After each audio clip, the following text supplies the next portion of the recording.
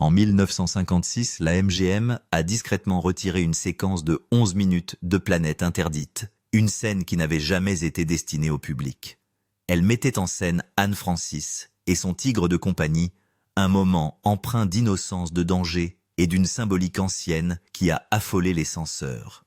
Pendant des décennies seuls, quelques privilégiés ont su que cette scène avait été filmée. La scène perdue expliquait pourquoi le tigre s'était soudainement retourné contre Altera après son premier baiser, mais ces implications étaient considérées comme beaucoup trop provocantes pour le public des années 1950. Ce que le studio a enterré a révélé une couche d'ombre sur la véritable intention du film. En 1952, Matt Panther, sans expérience scénaristique, Irving Bloch et Alan Adler entrent à la MGM avec une histoire qu'ils appellent « Fatal Planet ». Hollywood leur a à peine jeté un coup d'œil. À l'époque, la science-fiction était considérée comme un terrain vague où les studios se débarrassaient de leurs accessoires et de leurs acteurs en perte de vitesse pour produire des films bon marché et oubliables. Mais leur idée était porteuse d'une étrange électricité. Ces hommes pensaient en images panoramiques plutôt qu'en dialogue, voyant les planètes non pas comme des décors, mais comme de vastes paysages émotionnels remplis d'effroi, de terreur, de silence et de machines plus anciennes que la mémoire. La MGM a rejeté le projet, mais quelque chose à son sujet est resté comme un fantôme. En 1954, tout a changé. La télévision remodelée, les loisirs et la fascination du public pour le cosmos devenaient trop fortes pour être ignorées. La MGM réexamine le projet poussiéreux et prend une décision à laquelle personne ne s'attendait, elle donne le feu vert. Ce qui allait devenir Planète interdite devint soudain l'une des expériences de science-fiction les plus ambitieuses et les plus coûteuses de l'époque. Le studio déverse entre 1,9 et 2 millions de dollars dans un genre qui survit normalement avec des miettes des budgets qui tournent autour de 150 000 dollars à un demi-million de dollars tout au plus. La MGM n'essayait pas simplement de faire un autre film de science-fiction, elle voulait transformer le genre en quelque chose de prestigieux. Des décors futuristes entiers ont été construits à partir de zéro. Au lieu de faire appel à des habitués des films de série B, ils ont engagé des stars montantes comme Leslie Nielsen et Anne Francis, aux côtés du digne Walter Pidgeon. Chaque dollar a été investi dans l'espoir de redéfinir ce que la science-fiction peut être. L'industrie se figea un instant, ne sachant pas si la MGM prenait un risque inconsidéré ou si elle inventait l'avenir. Même à l'intérieur des murs du studio, des murmures se sont élevés au sujet du coût. Mais le pari s'est avéré payant. Non seulement le film a été rentabilisé, mais il a redéfini entièrement le genre et montré à Hollywood que la science-fiction pouvait briller sans être bon marché. Le premier scénario se déroulait en 1972, mais la technologie de pointe utilisée semblait trop visionnaire pour une époque aussi proche de la réalité. Les scénaristes ont donc avancé l'histoire de 2 siècles et l'ont placé sur Alter 4, un monde lointain du 23 et siècle. Discrètement, ils ont emprunté les eaux de la tempête de Shakespeare, le docteur Morbius est devenu un prospéro-futuriste maniant des connaissances qu'il ne pouvait pas vraiment contrôler, tandis que sa fille Altera a pris le rôle de Miranda. Même les menaces monstrueuses de l'histoire n'étaient pas de simples créatures. Elles étaient des manifestations du subconscient des forces primitives façonnées par l'esprit humain, un peu comme les esprits métaphysiques de Shakespeare. Cette fusion de la profondeur littéraire et de la science-fiction pulp a permis au film de se démarquer. Il ne s'agissait pas de fusils à rayons et de vaisseaux spatiaux, mais de pouvoirs d'ego, de peurs enfouies et des parties de la psyché humaine que même les étoiles ne pouvaient pas distancer. La MGM confie la réalisation à Fred M. Wilcox, un cinéaste connu non pas pour la science-fiction, mais pour Lassie Come Home. Ce choix a fait froncer les sourcils, mais la MGM ne voulait pas d'un expert du genre. Elle voulait un artisan discipliné, capable de gérer des décors gigantesques, des équipes nombreuses et un calendrier impitoyable. C'est exactement ce qu'a fait Wilcox. Son point de vue d'outsider a donné au film un ton étrange et onirique. Il a refusé de le traiter comme un simple divertissement de genre. Il l'a tourné comme du Shakespeare cosmique, sans blague, sans clin d'œil, sans ironie. Son sérieux a ancré l'histoire surréaliste, laissant les effets spéciaux éblouissants se démarquer tout en gardant l'émotion humaine au centre. Le scénariste Cyril Hume a remodelé le concept visuel de Bloch et Adler pour en faire quelque chose de multiple. Il a intégré la psychologie freudienne dans le récit jusqu'à ce que les monstres cessent d'être des créatures de l'inconnu pour devenir des manifestations de la répression et du désir. Des monstres du ça arraché à l'esprit du docteur Morbius. Hume ne se contentait pas de créer des dialogues, il y ajoutait une profondeur littéraire et psychologique. Son scénario vibrait d'échos mythiques, de traumatismes cachés et d'avertissements sur les dangers de la connaissance et de l'ambition. L'histoire a cessé d'être une histoire de mondes extraterrestres pour devenir un voyage dans les recoins les plus sombres du moi. Walter Pidgeon, alors âgé de 58 ans, avait passé des décennies à incarner des personnages raffinés et dignes. La science-fiction lui était étrangère et il a failli refuser le rôle du docteur Morbius. Ce n'est pas le genre qui l'a convaincu, mais l'énorme budget du film et son ossature shakespearienne. Il y a vu un récit qui a du poids et des conséquences, et non pas un spectacle de caméraman. En acceptant le rôle, il a apporté la gravité et la retenue qui ont permis d'ancrer les thèmes les plus dérangés du film. Anne Francis, tout juste âgée de 23 ans, est entrée sur le plateau de tournage, en portant ce que beaucoup considèrent aujourd'hui comme la première véritable mini-jupe de l'histoire du cinéma. Conçue par Helen Rose, ses costumes étaient suffisamment audacieux pour susciter la controverse bien avant l'arrivée des années 60. L'Espagne a interdit le film jusqu'en 1967 et les cinémas conservateurs ont refusé de le projeter. Pourtant, l'apparence d'Altera est devenue emblématique pièce nue, innocente, futuriste. Francis ne s'est pas contentée de porter la garde-robe de demain. Elle l'a incarnée, contribuant à redéfinir la féminité de la science-fiction avec un mélange de pureté et d'allure extraterrestre. Leslie Nielsen a incarné le commandant Adams bien avant qu'il ne soit associé à la comédie. Dans Planète Interdite, il était ferme, discipliné et autoritaire, un précurseur de l'archétype qui deviendrait plus tard le capitaine Kirk. Nielsen a souvent plaisanté par la suite en disant que la vraie star était Robbie le robot. Et d'une certaine manière, il n'avait pas tort. Warren Stevens incarnait Doc Ostro, l'homme qui a découvert la vérité trop tard. Sa prise de conscience finale, des monstres du ça, a frappé le public comme une onde de choc. Peu de gens comprenaient la terminologie de Freud, mais tout le monde ressentait l'effroi qu'elle suscitait. Sa mort qui n'a pas été révélée à l'écran est d'une intimité glaçante, car il a essayé et échoué de maîtriser l'ancienne machine des Krells. Stevens a livré sa performance avec un calme qui a rendu l'horreur encore plus aiguë. Robbie le robot avait une voix, mais Marvin Miller qui l'a fournie n'a pas été crédité. À l'intérieur du costume élaboré se trouvait le cascadeur Frankie Darro qui n'a duré que le temps que lui permettait son endurance. Robbie est devenu une icône culturelle, mais ses opérateurs humains ont été engloutis par la légende du film. Après avoir bu quelques verres au déjeuner, il a failli s'écrouler en pleine scène et on l'a laissé partir. Mais la voix et le mouvement se sont unis. Et Robbie est devenu immortel. Il n'était pas qu'une machine.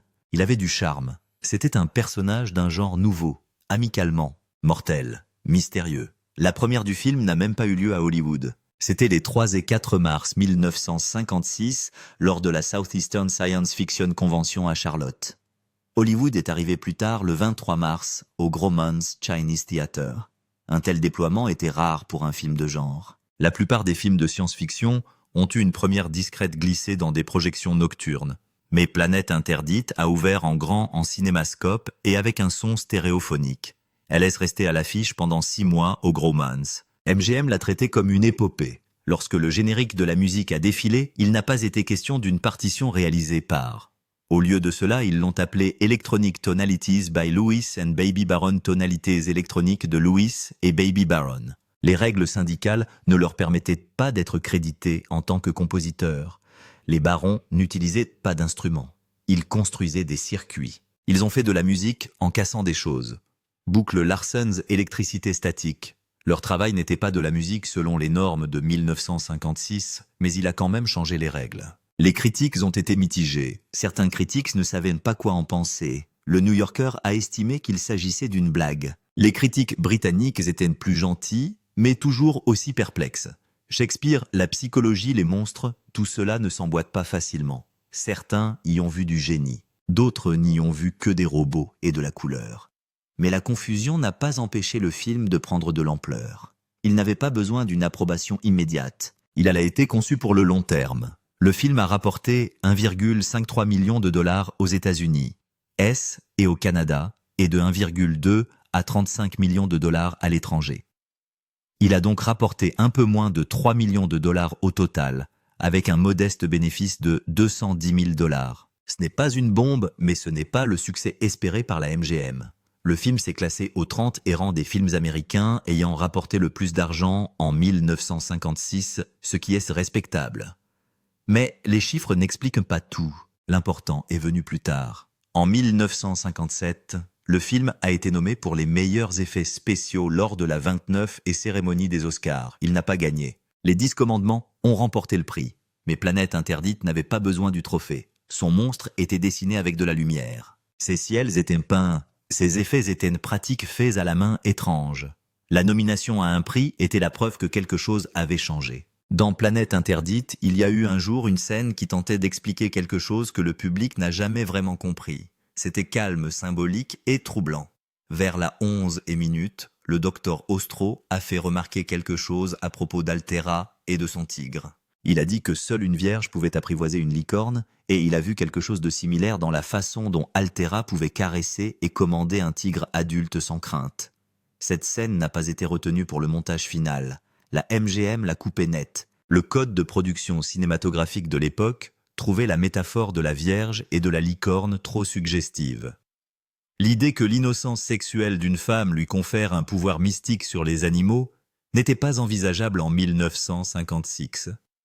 Lorsqu'Altera embrasse le commandant Adams pour la première fois, son tigre se retourne contre elle. Il n'hésite pas. L'animal qui était paisiblement couché à côté d'elle la considère désormais comme une menace. Dans la version finale du film, il n'y a pas d'explication. Cela ressemble à un moment de violence aléatoire, mais ce n'était pas aléatoire. La scène supprimée l'aurait clairement montré. Ce baiser, ce moment d'éveil romantique, a marqué la fin de son pouvoir sur l'animal, comme dans ces vieux mythes où la licorne s'écrase à la seconde où l'innocence a disparu. Lorsque le tigre s'élance, il ne s'agit pas seulement d'un danger, il s'agit d'un changement, d'une perte et de quelque chose d'irréversible. Pendant des années, cette scène n'a existé que dans un livre. La novélisation de Planète Interdite écrite par Philip MacDonald, sous le nom de Babu J. Stewart, a été publiée en 1956, avant que le film ne sorte en salle. Elle a gardé la ligne de la licorne. Il explique mot pour mot comment la pureté d'Altera a permis de contenir le tigre. La plupart des lecteurs du livre ont pensé qu'il s'agissait d'une simple fantaisie. Ils ne savaient pas que la scène avait été filmée puis enterrée. Pendant près de 20 ans, personne en dehors de la MGM n'a vu la moindre preuve que cette scène avait été tournée. La MGM avait une règle, détruire toutes les copies de travail. Elle ne voulait pas que des versions alternatives de ces films circulent. Ils ne voulaient pas que des coupes brutes soient divulguées au public. Mais d'une manière ou d'une autre, Planète Interdite est passée à travers les mailles du filet. En 1977, l'ancienne copie de travail a été retrouvée dans des archives oubliées. Il y avait la scène de la licorne. Il y avait des prises différentes des dialogues alternatifs, un son brut. Personne ne sait exactement pourquoi il a été sauvegardé. Peut-être que quelqu'un a oublié. Peut-être que quelqu'un n'a pas pu se résoudre à le brûler. Mais il a survécu. Et lorsqu'il a refait surface, tout a changé. Cette copie a été restaurée. Tout d'abord, elle est apparue sur un laserdisc de Criterion, puis sur le DVD du 50e anniversaire, puis à nouveau sur le Blu-ray. Les fans qui ont grandi en regardant la version théâtrale ont enfin vu ce qui leur manquait. Le baiser, le tigre, le mythe. Le déclic s'est produit. Altera n'était pas seulement une ingénue de l'espace, elle était une métaphore en marche. L'histoire d'Altera s'articule autour de l'innocence de la sexualité et des limites invisibles qu'Hollywood n'était pas prêt à franchir. Un autre élément a suscité la controverse en 1956 dans une scène. Altera nage seule, flottant dans l'eau comme dans un rêve. On aurait dit qu'elle était nue. La nouvelle s'est vite répandue. Anne Francis à l'écran nu dans un film de science-fiction. Mais ce n'était pas le cas. Elle portait un body couleur chair. Il était fin sans couture, soigneusement conçu pour ressembler à de la peau nue sous la lumière et l'ondulation de l'eau. L'illusion a trop bien fonctionné. Les spectateurs ont été indignés. Les groupes de moralité ont écrit des lettres de colère. Certains cinémas ont retiré le film de leur programmation. MGM a dû faire des déclarations publiques. Ils ont dit que non, Anne Francis n'a jamais été nue. Non, rien d'indécent ne s'était produit. Mais les gens n'y croyaient pas.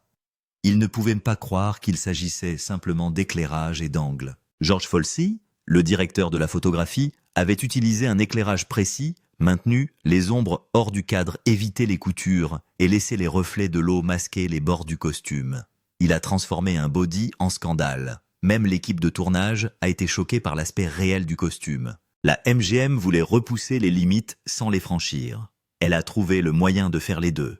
En 1972, lorsque la MGM a tenté de rééditer le film en tant que matinée pour enfants, elle a coupé plus de 6 minutes. La scène de la baignade a disparu. Il en va de même pour plusieurs échanges flirtants, tout ce qui est trop suggestif. La version diffusée dans les salles de cinéma cette année-là était classée G, mais il manquait ce qui donnait au film toute sa saveur. Pendant des années, les enfants ont vu la version apprivoisée. Ce n'est que bien plus tard que le public a pu revoir la version originale non censurée. L'Espagne n'a pas autorisé le film du tout. Pendant plus de 10 ans, Planète interdite y a été interdit. Les censeurs espagnols sous Franco s'opposaient aux mini-jupes d'Anne Francis et à la scène de la baignade. Ce n'étaient pas les mots, ni les monstres, ni le vaisseau spatial. C'est à cause des costumes. Ses jupes étaient trop courtes, son corps trop visible. Le film n'a été projeté en Espagne qu'en 1967. À l'époque, il était déjà devenu un classique dans d'autres pays. Mais en Espagne, elle était encore considérée comme dangereuse. Anne Francis a failli porter quelque chose d'encore plus modeste. La costumière de la MGM, Helen Rose, a créé une combinaison en tissu argenté qui la recouvrait entièrement du cou jusqu'en bas. Elle était même accompagnée d'une cagoule assortie de gants argentés et de chaussures transparentes. Mais lorsque Dor Chery, le directeur du studio de la MGM, l'a vue, il a dit non. Trop révélateur, a-t-il dit. Trop sexy. Même s'il ne montrait aucune peau, il était serré. Il étincelait. Cela suffit à la rendre inacceptable. La combinaison n'a jamais été filmée. Il n'existe que des photos d'essais de costumes. Derrière le drame et la métaphore se cache une prouesse technique que la plupart des gens n'ont jamais remarquée. Le désert peint en arrière-plan n'était pas réel. Il s'agissait d'un cyclorama de 350 pieds, une peinture incurvée suspendue à la scène 15, qui ressemblait à un paysage extraterrestre s'étendant à l'infini. Mais l'éclairage devait être précis. Le soleil peint sur l'arrière-plan devait correspondre au soleil artificiel utilisé sur le plateau. Si les angles n'étaient pas alignés, l'illusion s'effondrait. Folsey a éclairé ce tableau à l'aide de 40 puits de lumière, chacun équipé de 10 ampoules de 1000 watts, plus 96 K d'X essence 92 K5. Le tout consommant tellement d'énergie qu'il a fallu installer des lignes supplémentaires à partir d'autres scènes. Cette toile de fond a nécessité une petite armée d'électriciens. Puis vint le vaisseau spatial. Arthur Lonergan a conçu une soucoupe volante de 51 mètres qui remplissait tout le décor. Il mesurait 167 pieds de diamètre, soit la taille d'un véritable bâtiment. Les acteurs ont été submergés. Les dirigeants de la MGM sont arrivés sur le plateau et ont immédiatement augmenté le budget. Le film a finalement coûté 2 millions de dollars. À l'époque, c'était du jamais vu pour un film de science-fiction. Mais le vaisseau spatial n'était pas qu'un simple décor. C'était un engagement. Les enjeux étaient plus importants. Il a obligé chacun à donner le meilleur de lui-même. 4 des plus grandes scènes sonores de la MGM ont été utilisées. Aucun autre film n'avait fait cela auparavant. Chacune d'entre elles représentait une partie différente du monde. Le vaisseau spatial, le laboratoire des Krell, le centre de contrôle, le terrain extraterrestre. Les étapes se sont déroulées simultanément. Les équipes se sont relayées, construisant, filmant et démontant. Il s'agissait d'une rotation constante. Les exigences étaient brutales et la coordination devait être exacte. Il ne s'agissait pas d'un simple film de genre. Il s'agissait d'un chantier de construction entourant la vision d'un autre monde. À l'intérieur du vaisseau spatial, ils ont construit un globe en plexiglas de 16 pieds. Il était composé d'une coque extérieure et d'une coque intérieure traversée par des bandes d'acier incandescentes. Il reflétait tout. La lumière, les caméras, l'équipe. Tout ce qui se trouvait dans la pièce se reflétait sur ce globe. Pour obtenir une seule photo utilisable, ils ont dû masquer les lumières, couvrir l'équipement, cacher les gens, bloquer l'éblouissement. Il fallait des heures pour préparer un seul angle de prise de vue. Le globe est devenu une légende sur le plateau, un beau cauchemar. Puis vint le laboratoire Krell. Il n'y avait pas que des fils et des lumières. Il y avait 50 000 pieds de câbles, 2500 pieds de tubes néons et plus de 1200 mètres carrés de plexiglas. Une équipe de 15 électriciens y a travaillé. Ils ont utilisé 110 interrupteurs distincts pour faire clignoter les panneaux, les lumières, les circuits comme s'ils étaient vivants. La demande en électricité était si élevé qu'ils ont dû faire passer des lignes depuis d'autres scènes et chaque interrupteur avait son importance. Ils ont changé de couleur au milieu de la scène. Ils ont ajusté les impulsions. On aurait pu croire à une intelligence extraterrestre, mais ce n'était que du cran humain. Dans Planète Interdite, tout était plus grand qu'il n'y paraissait. Les scènes manquantes, les métaphores cachées, les costumes qui ont provoqué des émeutes, les décors qui ont épuisé les réseaux électriques. Pendant longtemps, les gens ont regardé le film sans savoir ce qu'il manquait. Mais ce sont ces lacunes, ces effacements silencieux qui ont donné à sa redécouverte l'impression d'ouvrir une pièce fermée à clé. En 1956, la MGM a investi 125 000 $ dans la construction d'un seul robot. Ce robot s'appelait Robbie. Il n'était pas un simple gadget. Il était la pièce maîtresse. Son coût a absorbé 7% du budget total de 1,9 million de dollars de Planète Interdite. La plupart des films de science-fiction de l'époque ne pouvaient même pas rêver d'une telle somme pour l'ensemble de leur production. Ajusté à la valeur d'aujourd'hui, cela représente environ 1,2 million de dollars. Et tout cela pour quelque chose qui ne respire pas, ne cligne pas des yeux et ne parle pas tout seul. Mais Robbie n'est pas resté là. Il bougeait, clignotait, tournait et parlait avec des lumières qui clignotaient et des engrenages qui tournaient. Sa tête était un dôme de plexiglas. À l'intérieur, il y avait des sphères tournantes, des gyroscopes et des lampes pilotes. Tout bougeait en rythme, comme s'il était vivant. L'acteur Frankie Darro a été le premier à être attaché à l'intérieur. Ce n'était pas très glamour. Il était rempli de métal et de caoutchouc et l'intérieur était noir étouffant et suffocant. Il n'y avait pas de ventilation et la tête était partiellement électrifiée. Frankie a essayé de filmer une scène après quelques martinis et a failli renverser le robot. Le studio ne s'est pas amusé. Chaque pas qu'il faisait était une torture. Chaque mouvement l'épuisait et toute cette douleur n'est jamais apparue à l'écran. Même après le film, Robbie n'en avait pas fini. La MGM avait besoin de récupérer son argent et l'a donc envoyé partout. Il a obtenu son propre rôle principal dans The Invisible Boy en 1957. Puis il est devenu un invité incontournable dans des séries comme La 4e dimension perdue, Dans l'espace Colombo, La famille Adams, La croisière s'amuse et même Mork and Mindy. Il était un œuf de Pâques, ambulant, une relique qui réapparaissait sans cesse. Parfois, il avait une nouvelle peinture, parfois de nouveaux câbles. Mais sa silhouette ne changeait jamais. Il a même partagé l'écran avec Bugs Bunny et Looney Tunes de retour à l'action en 2003. Ce n'était pas une carrière de caméo, c'était une seconde vie. Les gens l'appelaient le robot le plus travailleur d'Hollywood. Mais Robbie était plus que du métal. Il avait des règles. Le docteur Morbius, le personnage qu'il a construit, lui a donné des ordres stricts qui correspondent aux 3 lois de la robotique d'Isaac Asimov. Ne pas nuire aux humains, obéir aux ordres, se protéger, mais jamais au détriment des 2 autres règles. Ces règles ont façonné l'histoire. Lorsque le monstre Id invisible attaque Robbie, refuse de se battre. Ses circuits se bloquent. Il est figé. Parce qu'au fond de lui, il sait que le monstre fait partie de Morbius. S'il attaque le monstre, il attaque son propre maître. C'était l'une des premières fois qu'un robot de cinéma suivait non seulement des ordres, mais aussi une éthique. Et cela a changé la science-fiction pour toujours. Ce n'est pas la seule chose que Forbidden Planet a faite en premier. Sa bande sonore n'était pas composée de violons ou de trompettes. Il a été fabriqué à l'aide de circuits. Lewis et Baby Baron n'utilisaient pas d'instruments. Ils utilisaient des machines qu'ils construisaient eux-mêmes. Pas de cordes, pas de touches, juste une tension et un son brut. C'est le premier film dont la musique est entièrement électronique. Ce n'était pas une musique de fond, c'était l'atmosphère, l'ambiance, la tension. Les barons n'appelaient même pas cela de la musique. Ils appelaient cela des tonalités électroniques parce que la Fédération américaine des musiciens ne les laissait pas appeler cela de la musique. Le syndicat disait que si les humains ne jouaient pas avec des instruments traditionnels, cela ne comptait pas. Ainsi, même après avoir créé quelque chose de révolutionnaire, les barons n'ont reçu qu'un crédit de second rang. Le processus a été brutal. Les circuits qu'ils construisaient n'étaient pas réutilisables. Chacun d'entre eux avait son propre son, sa propre personnalité et sa propre durée de vie. Lorsqu'un circuit était finalement surchargé et mourait, ils enregistraient ce dernier son. Ce cri de mort a été intégré à la partition. Baby Baron a ensuite dû trier des centaines de fragments de bande en coupant et en raccordant à la main. Pas de bouton d'annulation, pas de logiciel, juste de la bande, des lames et des heures de répétition. Elle dira plus tard que c'était un travail épouvantable, mais sans elle, les sons auraient été perdus. Chaque fragment était unique. Rien ne pouvait être recréé. Leur approche n'était pas seulement expérimentale, elle était philosophique. Inspirés par la théorie de la cybernétique de Norbert Wiener, les barons considèrent les machines comme plus que des outils. Ils les considèrent comme des organismes vivants à leur manière.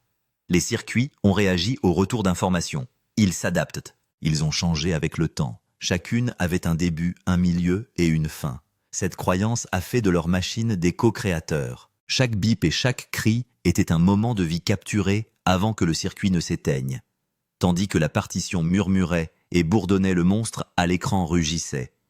Le monstre Id n'était pas un homme en costume. Il a été animé à la main par Joshua Meter, un vétéran de Disney.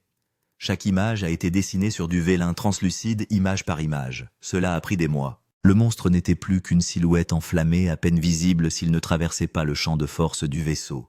Il était inquiétant, menaçant et introuvable. Les censeurs de l'État l'ont jugé trop terrifiant. Certains ont exigé des modifications. Ce genre de réaction est rare pour une créature invisible.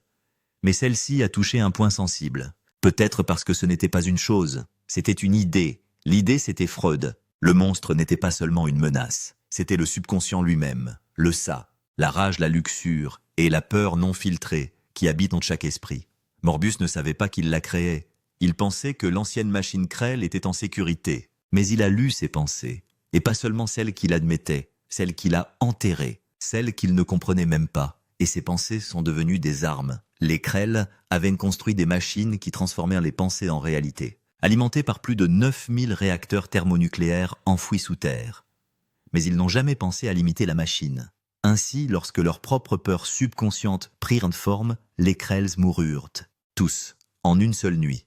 La même chose a failli se reproduire. Morbius a utilisé la technologie des Krell. Et quand sa jalousie a éclaté, le monstre est revenu. C'est pourquoi Robbie n'a pas pu l'arrêter. C'est pourquoi les armes n'ont pas fonctionné. Ils essayaient de combattre l'esprit de quelqu'un. Le monstre était Morbius. Et sa douleur, son désir, son déni. Tout cela rendait le monstre plus fort. Même Altera n'était pas en sécurité. La fille de Morbius est devenue le centre de tout cela. Son innocence, son histoire d'amour avec le commandant Adams. Il a tiré sur quelque chose à l'intérieur de Morbius. Quelque chose de tordu. Il ne l'a jamais dit à voix haute. Mais quand Altera a embrassé un autre homme, le monstre a hurlé. Morbius ne l'a pas invoqué. Il l'était. Son subconscient se bat pour prendre le contrôle. La jalousie, la possessivité, la rage. Elle se manifeste de la manière la plus freudienne qui soit. Les critiques de cinéma ont par la suite souligné les sous-entendus incestueux. Le monstre ne voulait pas faire de mal à Altera. Il voulait la protéger des autres. Et la personne qui l'a le plus blessé à la fin, c'est Morbius lui-même.